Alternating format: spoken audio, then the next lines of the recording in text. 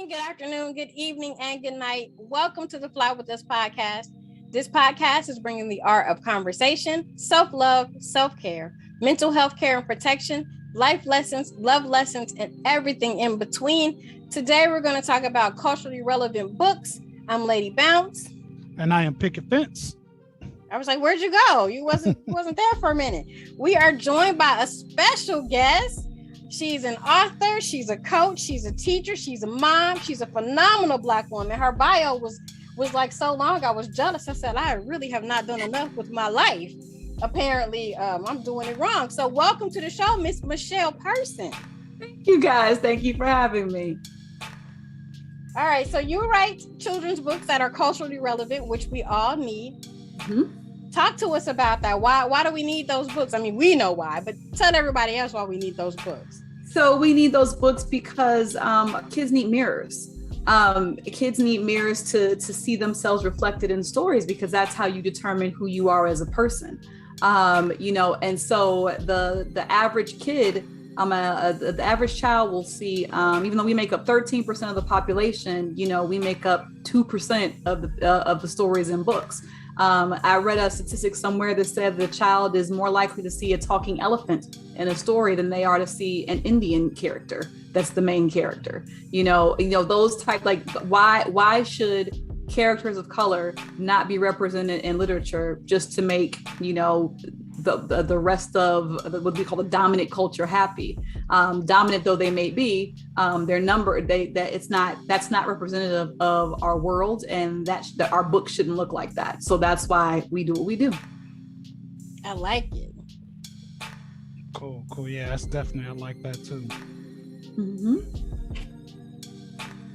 So before we get deep and dive, we want to do the Mindfulness Minute. So today's Mindfulness Minute is: the more you are motivated by love, the more fearless and free your action will be.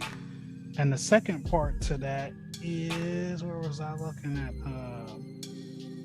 A mind well schooled sees the way of life stretching upward, leading away from the pit of beneath. And the reason I picked that is, since we're talking about culturally books, is that, like you were saying, that when we don't see ourselves, or other cultures don't see themselves in books, it's hard for them to stay motivated. On our last episode, I had mentioned we were giving all the books that we're currently reading.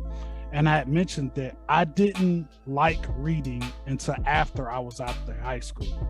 I didn't start reading a lot until I was in college.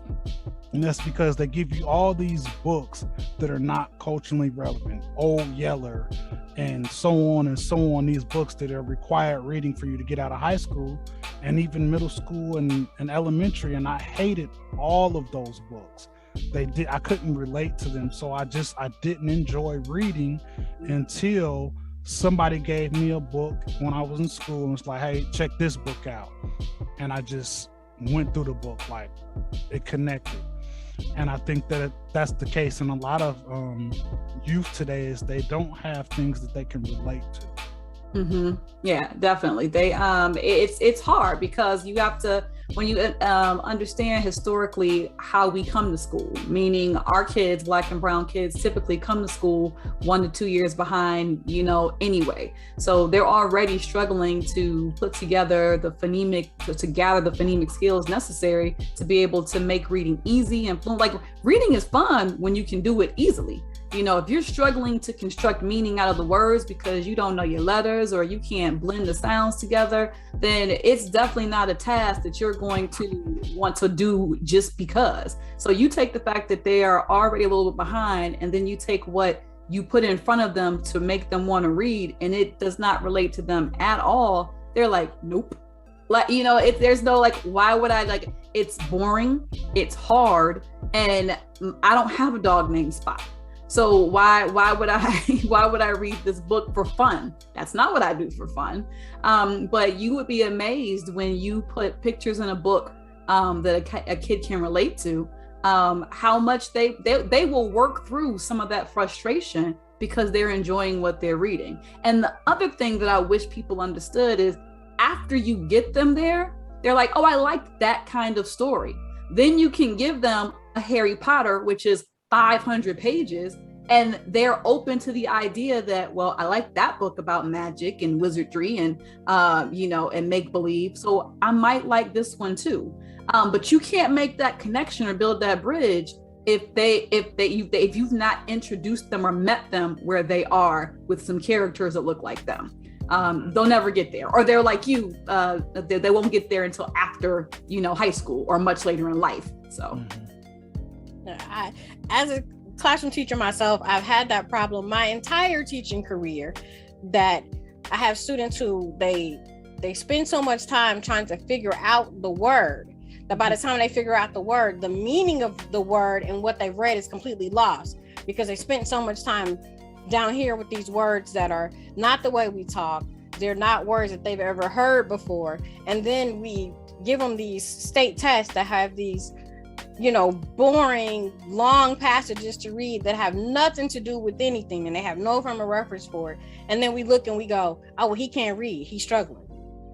But he really can read, and that's not the case. And the next thing you know, then they're looking at me going, well, let's evaluate this kid for an IEP. And I'm like, well, did you give him a book about basketball? Did you put a LeBron James book in front of him and ask him to read that? I bet he could run circles around reading and what you're asking him to do or what you're asking her to do. And so often I sit in meetings and trainings with educators, and that is like the biggest thing that we kind of go back and forth with, because people who don't look like us always say, well, if you can read, then you can read anything. And I'm like, that's not true.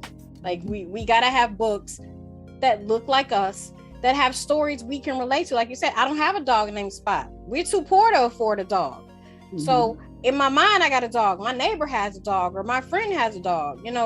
Just making those stories more real to us is so important.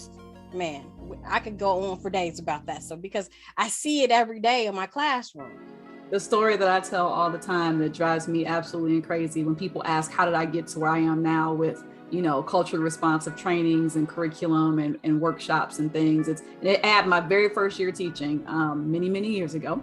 I had my first class, they were really smart. I had one boy in particular, I was in Newark, New Jersey. So it was urban, very urban, brick city, back when there were still bricks before they tore down all the housing projects. And so I was in the middle of the hood, but my class, I had some really bright kids in my class. The state test came and I was excited because my kids they liked to write. At one boy in particular, he enjoyed writing, and they gave my babies a prompt about going skiing. Where did I say I was from? Or I was teaching in Newark, New Jersey, brick city. They don't know nothing about skiing. They've never been skiing. They've never seen a pair of skis.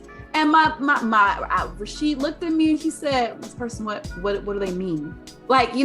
So in the middle of the state test, when you're not supposed to help them at all, I had to try to get him to understand what he could write about so that it would show these people who were grading his test down in Trenton, New Jersey, that he was adequate for his grade level. They bombed because they don't ski. So, right. So yeah, that's my story about why these books are important. That's dope. So what age group do your books target?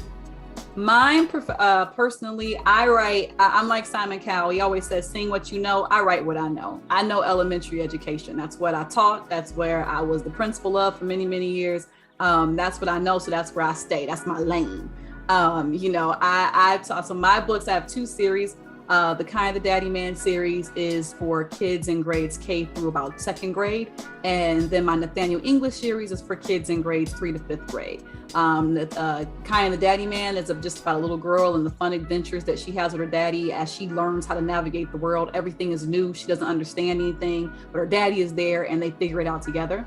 And then Nathaniel English is the educator in me wanting to make sure that I shed some light on some important African-American figures in history, but also make it halfway interesting. That's my attempt. So Nathaniel English is a boy and he just is living his life and he's dealing with things at school, like school lunch and helping out when a teacher is out and they don't have enough help, subs are out. But his mom is taking the things that he's going through in school and relating them to important figures in Black history. So that, I've never ever in my life, post grad, undergrad, high school, ever seen a story that taught me about Mansa Musa. I found out about Mansa Musa in a YouTube video, at 30 something years old. So I was like, well, that's a story, a character that needs to have a story. So that's that particular, that's why I wrote that story. The Black Panthers, I don't feel get the time or the attention that they deserve. Although recently there have been 2 separate movies about that movement, which, are actually pretty good. But, so I wanted to have people know about who Huey Newton was, give him his props. And so I wrote a story about that. I also, and then the first successful slave rebellion in the Western Hemisphere, to Saint Louis Albator. I wanted kids to, that came from people, the lovely Kanye West saying that slavery was a choice. It was like, no, we didn't just take it. It wasn't a choice. Right.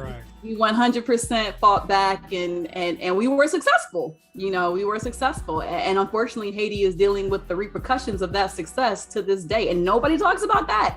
They were very prosperous and it was a very rich country until they were like, all right, you want to be free? Pay us $13 million. Well, there you go. You took all our money. So, and we got to pay. Anyway, that's a whole nother podcast episode. I like it though. It was very true.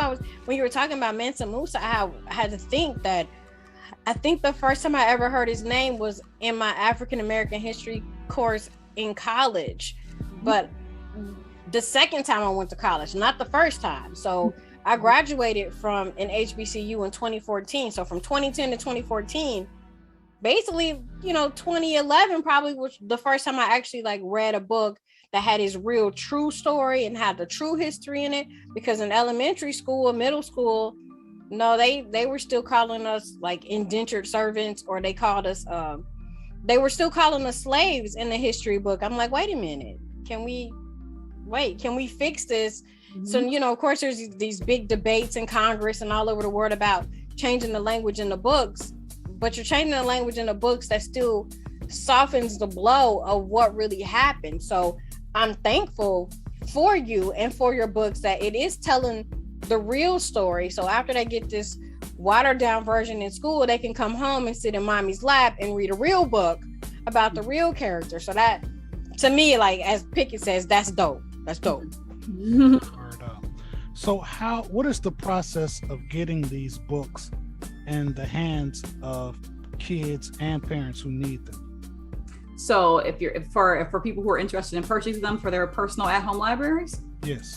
Okay. So my books are available on Amazon. I do appreciate if people purchase them off my personal website. Amazon is great for validity, and yes, I am legit. My books are real. They're really pretty. But when you sell off Amazon, you get a much smaller cut. And book authors, unless you're J.K. Rowling or Stephen King, you're not rolling in dough. So www.justlikemepresents.com is the website. All of my books are also available there. www.justlikemepresents.com. So if people are interested in expanding their children's personal at-home libraries, which everyone should do, especially with Christmas coming up in a couple months, you can go there and check out the books. I recognize that we're talking about earlier, staying in my lane. I've written 6 books so far, and those are my 2 lanes. On my website also, I partner with a lot of other independent authors who also write diverse books for children, because they write things that I don't write. There are science fiction people. There are people who do fantasy. There are little itty baby books, like one word on the page. I don't do that either. I have a lane and I stay my lane. And so, but I recognize that there are people want variety. So on my website, there are also books written by other authors. And it takes you, the links on my page will take you to the preferred link that the authors would prefer you to buy their book from. Some of them do just only sell on Amazon, but others have, same as me, their own personal sites that they would prefer you buy the books from. That's dope. Because I know that along with Amazon, when our kids were much younger, they're both, one's an adult, one's almost an adult now, that we would have to travel to get books. We would go to MechaCon in Detroit, we would go to Soul Con and Columbus and all these like Black book conventions that were always a nice trip away. Mm-hmm. Like usually we would have to stay out of town to go to some of them. And I think that it needs to be more accessible for, especially somebody like if you're in a small town like Dayton, you know, you don't see stuff like that. You don't get like I said, MeccaCon, that was in Detroit, SoulCon was in Columbus, and we were traveling all over the place along with ordering online to get these books, culturally relevant books. And a lot of people don't know about these conventions, and we still have some people who are not ordering that type of stuff offline either. Mm-hmm. Definitely. So you do something that is near and dear to my heart, which is professional development workshops. Mm-hmm. So because I want to be seen as an expert in my field, I go above and beyond every year. Like we're required in the state of Ohio to do 180 hours of professional development within 5 years. Well, last school year alone, I did 780 something hours of professional development, like webinars. You sleep. I don't, but I did webinars. I went to some in person. Some of them I watched like on demand, and I got some certificates from some websites that I go to. So to me, that's really near and dear. So talk to us about how you go about providing like professional development workshops for teachers like me, because I want to take one. So I usually, for those, the ones for teachers specifically, the principals reach out and, you know, maybe there's a topic they want to bring me in on to discuss. Like I do a lot of data, you know, how to use data effectively. Recently it's been a lot of culturally responsive education. What does it mean to have a culturally responsive classroom? How do you build that culture? A lot of the workshops that I've been doing in recent years have been to support family engagement. So, a lot of schools it's funny. And in suburban schools, you don't have this push to bring in families because the families are already there, and there are reasons for that. And so like the school functions as it should as a community that is a cycle, right? Like, you have the child, then you have the parent, and then you have the teacher, and they all communicate, and then they work together for this output, and that gets put out there at the end of the 12 years of schooling, and you've got this well-rounded individual who is ready for the world. A lot of urban schools have difficulty for reasons that for lots of reasons, but it really is, our kids tend to go to school in isolation. And parents aren't as involved as we would like them to be. So I do a lot of, and so schools generally are always looking for ways to bring in parents to create that circular pattern that we need to create that well-rounded kid. And so I do a lot of workshops with schools and to engage parents. We have a Meet the Author workshop where, the kids come in, they get a book. I teach them about like what it means to be an author. We make a book, we talk about the writing process. Then we do a lot of, in Ohio, we're obviously in Ohio, and most states now have third or fourth grade. There is a year where if it's either third grade in your state or it's fourth grade in your state, if you don't pass the end of the year state test, you either don't go to fifth grade or you don't go to third grade, depending on fourth grade. So, parents need to understand that and what they can be doing at home, to help push that so that they're not having that very hard, difficult conversation, trying to find out how can I get my baby up? And the reality is in Ohio, you can call, you can cry, I can't do anything. If your kid doesn't pass that test, it is the law. And so I do a lot of workshops around getting second and third graders ready for helping parents give at-home supports, comprehension workshops, fluency, because you got to be able to read fluently, writing, because writing is a huge part of the test. So we do a writing workshop, so I do a lot of the workshops like that. And then recently we just launched our Meanwhile in Africa curriculum, which is a more well-rounded view of history, like we were talking about earlier, that fills in some of those holes, or gives an alternative, not an alternative, a more well-rounded and factual view of history. And so we take the lessons of the past and we use them to figure out how we can move with an entrepreneurial mindset and with a growth mindset in the future to build a new future. So we take, we're learning our history, developing our sense of self, improving our self-esteem, and then taking those lessons to figure out how we can apply it to be leaders of tomorrow. So there's an entrepreneurial component to it. So that's one of our newest workshop series is the Meanwhile in Africa series with the entrepreneurship growth mindset component. Okay, well, I'm telling you right now that I do work in a high school, but the things that you're talking about are very relevant to high school. I know you said your lane is elementary, but look here, you're gonna have to come eat some of this spaghetti dinner and come talk to these high school parents about, okay, we're sorry that you missed it, but since you missed it, we still have to get this kid to pass those EOCs because they still have to pass it. They're in the same boat. If they don't pass that state test, they don't graduate. So since they missed these fundamental skills, how are we going to get them there? Like you said, getting them to be more engaged. I have a student on my caseload right now that this is my 4th year with this student, and I've only seen his mom one time while she was cussing him out while she was dropping him off at school. Now, mind you, he has an IEP, which means we're supposed to meet at least once a year, every school year. Yeah. I've only seen her once, dropping him off at school, cussing him out at the same time. So there was nothing much for me to say except for hi and bye. Because I'm like, I don't want to smoke whatever he did or you did. I don't want to be involved. And that's really sad that parent engagement is key. And a lot of parents seem to think that because their kids are in high school, I don't have to be as involved. Yeah, it actually it's bad in elementary, but it's almost non-existent in high school. That it's bad. It's bad. I have to check myself. I have a high schooler, and her teacher they sent out a thing for parent-teacher conferences, and I was like, I really ought to go to that. Like, she seemed like she's doing okay, but I had to check myself, and I emailed the teacher, and I was like, okay, let me know if I need to come in, and here's my email,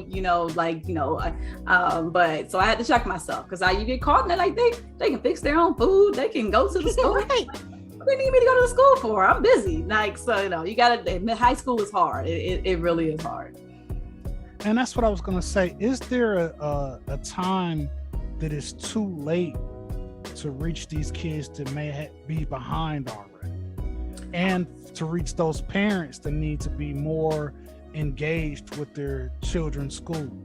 I think unfortunately, the too late is when you're calling them in. I have a couple of high school administrator friends, and it's when the too late is when they're having that conversation in March when those final test results come back. I had a friend tell me, he's like, all right, well, it's Kleenex Day. I was like, what's Kleenex Day? I was like, how, is that like Love Our Daughter Day or, National Dog Day or what is that?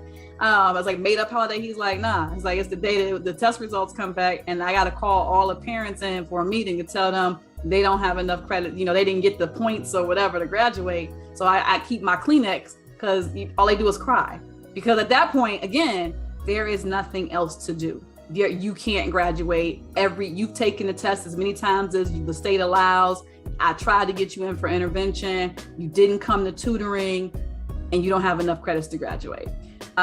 So yeah, I do think, and I think in elementary, the elementary version of that is that March call. I mean, that when those test results come back in the spring, early June. So look, like you have to, because they take the test in the spring, and then the test results come back like in June or July, and so you have to make those phone calls and tell parents, yeah, remember that test we took back in April? Test scores came back and Tommy didn't do too well, so they can't go to 4th grade. Like that's when it's too late. Like when the government puts a time limit and a stamp on it and says this is the requirement, and you wait all the way up until it's time to show that requirement, and you've not done any pre-work before it's time to get to that requirement, that's the too late point for me. So you actually get a restart, I think, after 3rd grade. I wish people would be like, okay, I remember what happened when they were 8. So I'm going to be different as we move through the rest of elementary and high school. So I don't ever want to forget what it felt like to get that call to say, my baby can't go on to this next grade. So but it's like they forget. Like it happens in third grade, and then by the time they completely, oh, it's like that here too. Yes, it is like that here too. You have to do it again. So yeah, I think those are the two late points.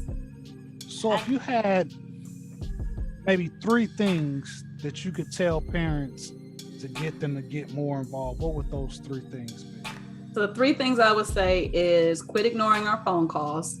When we call you, do not swipe left. Make sure we do not send us the voicemail. Make sure we have your correct number, and make sure we have the number of, at least 2 other people, because legitimately there might be a time when we need you and you cannot answer the phone. So please make sure your contact information is updated. So if nothing else, we can be in constant contact. There are so many apps now. You've got, Remind 101. You've got the Class Dojo. You've got so many options to where I don't have to have your number. You don't have to have my number. We just need to sign on to this intermediary app where we can communicate whenever it's convenient for you. So my first suggestion is always quit swiping us to the left. That's my first thing. Like and make sure we have good contact information. The second one is make sure that you are try to be involved. I know it's hard, and you might be a single parent, and you don't have time to get back up to the school to do the literacy night or the open house but if you could just go and show your face, just so that your kid. When you do that, it's honestly more about you showing your child that school is important to you.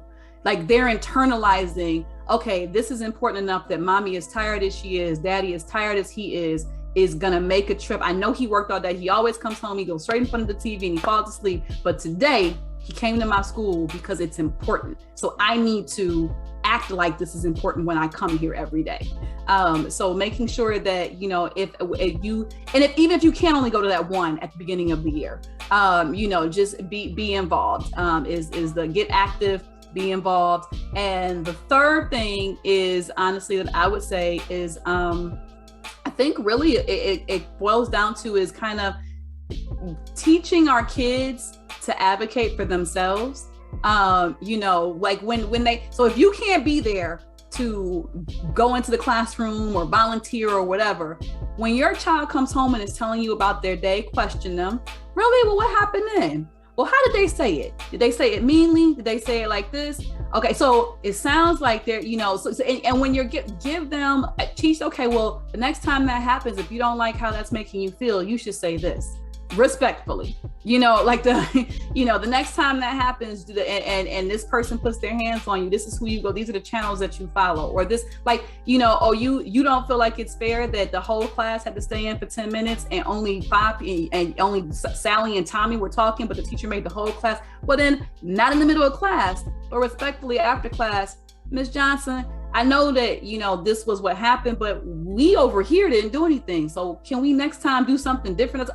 Instead of you fighting every battle for them, have conversations and kind of teach them how to advocate for themselves in a lot of situations. I think you'd be surprised at how much more involved they become in their education. And even if you can't be there, they'll want to come home and tell you what they did to be an active participant in their education. And that is powerful as well. So if you can't actually physically be there, encourage your child to be an active participant in their education and to advocate for themselves.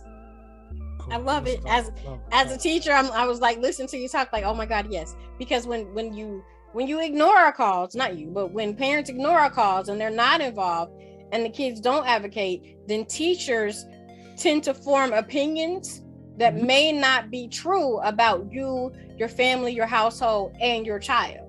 Mm-hmm. And sometimes some people are not always professional, and it reflects on how your child is treated. So that's definitely key and important. Mm-hmm. Definitely. So before we get out of here, tell us with all the work that you do, what do you do for self-care? I love to read personally, but I read smut. I like to read just for pleasure. I don't like to be educated. I like to go to a whole nother place with my reading. And so that I do that. And then I have a weakness for frappes at McDonald's. So I definitely will go grab one, and then I will eat it. I will drink it in my car before I come home, because little lips always want, can I have some? Like, nope, it's going to be gone before you get home. So what I do is, I know the small things that I like, and I try to take time out to do them each week without making myself feel bad. So I have a book right now that I have not touched all week. But I'm going to make time this weekend to at least read, for another half hour, 45 minutes, so that I can, a physical book too. It ain't even on my phone. I'm also proud of myself. I have a physical in my hand book that I need to finish reading. So I try to take a half hour. It doesn't happen every day, but I definitely try to, and maybe that's my self-care homework, is that I need to find time to take care of self every day. But I definitely try to make sure that I find time to either indulge myself in a McDonald's frappe in my car by myself, or I find time to read my book, by myself, and just spend time doing something, just a half hour, 45 minutes of something that I like, not that my kids like, not that my significant other likes, not that my sister wants me to do, something that I want to do for me, for a significant amount of time, so I can enjoy it. And I try to do that once a week. Cool. So I love it. That's your self-care assignment for this week, is do something that you totally enjoy just for yourself. And before we get out of here, we got to get into my favorite part of the show. Brain science. All right, so today, since we're talking about culturally relevant books, we're going to talk about the science behind it. Why is this representation that we're talking about so important? So the need to belong in a social group is strong, and research shows that us humans are strongly motivated to remain in good standing with our social groups. When people feel left out, they feel unrecognized. So feeling validated is a basic psychological need. In the classroom, students have a strong urge to feel seen, heard, and represented. We can create opportunities for the experiences through the books on our shelves, and research has shown us that students are more likely to be engaged in independent reading when they have access to culturally relevant texts. Young readers are very impressionable and vulnerable. Stories can convince us, and that they think that they have the power to stir our imagination. But if we only have a single story of certain people, we limit our world and our thoughts about them. It is often said that books should serve as mirrors, as Miss Michelle said, and windows for our students. Mirrors so that they can see themselves and feel validated, represented, heard, and seen. Windows so that they can learn about others, their experiences, and build empathy. We always talk about how empathy is important for our children and how they are lacking empathy. One of the best ways to teach them empathy is to have them have books that are represented of people who look and sound like them, or cultures that are relatively close, like Afro-Latino books are very important. Afrofuturism is very important because those cultures are tied into our culture through music, through food, through stories, all of those things. So one way to get these perspectives heard and in the hands of children is to call up Miss Michelle, hit up her website, get her books, get these books in the hands of your children. I wish I had some young children so I could own the books. I'm probably going to buy a set for my goddaughter, which kind of makes me sad because then I don't get to have the books. I got to give them to her, but that's okay. Maybe I can still read them. And I did see on your website that for a limited time, the books come with a free coloring book, which is also culturally relevant, and that is important. Yes, definitely. So in the quick time that we have left, you gave us your website. What's next for you and Just Like Me Productions? So for me, I've got, we actually also have a podcast. So it's Rewoke, Rewriting Our Kids' Education, where we go through all the things we thought we knew about education, all the way from religion, health, and what it means to be woke at home, to the classroom. Like, what does woke reading instruction look like? What does it mean to have a good math instruction, so that you have the tools as a parent to go into the schools and advocate for change? Our big thing that we're really pushing, that we're working on behind the scenes, is we think that we're working towards in the fall of 2022, opening our first school. The Just Like Me Presents Collective is the tentative operating name. It's going to be a micro school. That's a whole movement into of itself. where it's and the goal is to have small schools that focus on culturally responsive teachings and culture, as well as the whole well-rounded child, and teaching and leaving out the stuff that the state and the federal government mandate that you have, but definitely doesn't necessarily make for a successful human being after you leave school. So, we're working on launching that for the fall of 2022. The podcast has been out for a couple months. We're about to wrap up the first season, so that's been awesome. Meanwhile in Africa, is our curriculum that launched this spring, and it allows parents to do this work at home with their kids. So the curriculum is a supplemental curriculum that aligns with what your kids are learning in social studies and history at school, but fills in the blanks or retells history accurately. So we obviously want as many kids to be able to partake in that as possible. So meanwhile, and all of these things are on the website. So if you go on the website and just play around, you'll see the podcast link, you'll see the Meanwhile in Africa curriculum link. You won't see the school because that's coming in January, but all the other things are on the website. Cool. Well, thank you once again for being a part of the show, and please go out and support Miss Persons and continue to fly with us. Of course, you can find us anywhere you find your favorite podcast. We're also on Facebook, IG, Twitter, and TikTok. So continue to fly with us and support Black books. Word up. All right, it's your girl, Lady Bounce. And I'm Picket Fence. And on behalf of Miss Michelle, thank you for joining us. We out of here. Peace. Peace.